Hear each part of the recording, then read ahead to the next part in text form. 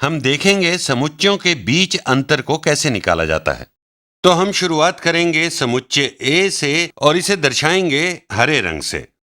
ये समुच्चय ए यहाँ दर्शाया गया है और इन दोनों मामलों में मैंने समुच्चयों को संख्याओं से परिभाषित किया है। समुच्चयों में संख्याओं के स्थान पर मैं पालतू जीवों या प्रसिद्ध अध्यक्षों को भी ले सकता हूँ, लेकिन संख्याओं से समझना आसान होगा। तो मैं समुच्चय ए से शुरू करता हूँ। तो समुच्चय ए से आरंभ करते हुए मैं उससे समुच्चय बी को घटाऊंगा। तो ये एक तरीका है जिससे हम समुच्चय यानी सेट ए और सेट बी का अंतर ज्ञात कर सकते हैं।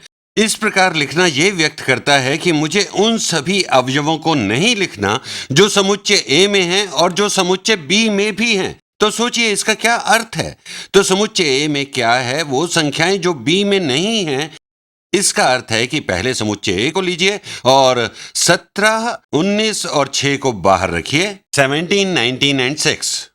तो हमारे पास शेष बचा 5, 3। हम 17 को नहीं ले रहे हैं क्योंकि हम समुच्चय बी को घटा चुके हैं। हमें नहीं लिखना है वो जो सेट बी में है। आपको 5, 3 और 12 समुच्चय बी में नहीं है, इसलिए हम इसे यहां लिख सकते हैं। क्योंकि 19 सेट बी में भी है, इसलिए हम इसे यहां नहीं लिखेंगे। तो ये हमें अंतर मिल गया जब हमने समुच्चय बी को समुच्चय ए से घटा दिया। तो ये हुआ एक तरीका। देखिए ये सभी वो संख्याएं हैं जो समुच्चय ए में हैं लेकिन समुच्चय बी में नहीं हैं। अब इसका दूसरा तरीका भी है। ये सभी वो संख्याएं हैं जो समुच्चय बी में नहीं हैं लेकिन समुच्चय ए में हैं। तो यहां पर हमने देखा ये बी ए से घटाया गया है, बी सब्ट्रैक्टेड फ्रॉम ए। आप इसे समुच्चय ए में समुच्चय बी के सापेक्ष पूरक के रूप में भी देख सकते हैं।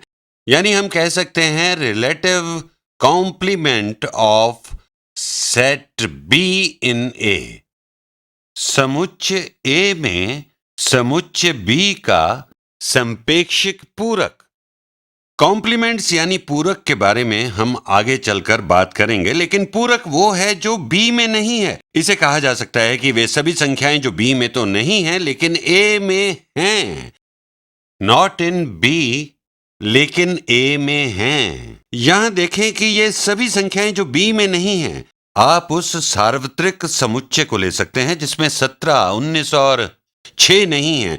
और वास्तव में ना केवल संख्याएं बल्कि आप और दूर तक सोच सकते हैं। ऑरेंज कलर बी में नहीं है तो ये बी का शुद्ध पूरक होगा। समुच्चय बी में जेब्रा नहीं है तो इसका पूरक क्या होगा। हम कह सकते हैं वो सभी जो बी में नहीं है लेकिन ए में है। हम कह सकते हैं 5, 3 और 12।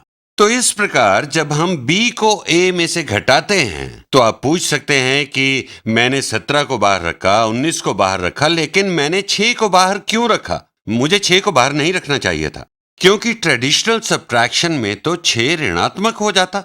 देखिए जब हम किसी समुच्चय को घटाते हैं तो जिस समुच्चय से हम घटा रहे हैं अगर उसमें वो एलिमेंट नहीं है तो उस एलिमेंट को हम बाहर रखते हैं। जैसे हम समुच्चय ए को लें और सभी 6 को बाहर रखें तो इसमें कोई बदलाव नहीं होगा क्योंकि इसमें 6 था ही नहीं। इसी तरह अगर मैं समुच्चय ए से सभी जेब्राओं को बाहर रखूं तो इसमें भी कोई बदलाव नहीं होगा। ए में समुच्चय बी का सापेक्ष पूरक का मतलब है बी को ए से घटाया गया है। इसे मैं यहां लिखता हूं। इसे इस प्रकार लिखते हैं ए और यहां पर ये संकेत चिन्ह बनाते हैं। ये भाग का चिन्ह है, डिवीजन साइन। इसका अर्थ होता है समुच्चय ए और समुच्चय बी का डिफरेंस यानी व्यवकलन। यह दर्शाता है समुच्चय ए के उन सभी अवयवों को जो बी में नहीं हैं, यानी वो अवयव जो समुच्चय बी में हैं और जिन्हें समुच्चय ए से बाहर रखा गया है या ए में बी के सापेक्ष पूरक हैं। अब इसी को हम दूसरे तरीके से देखते हैं कि क्या होगा अगर बी यहां पर हम ये स्लैश का चिन्ह लगाते हैं, b माइनस ए यानी b घटा ए क्या होगा। हम इसे इस तरह भी लिख सकते हैं।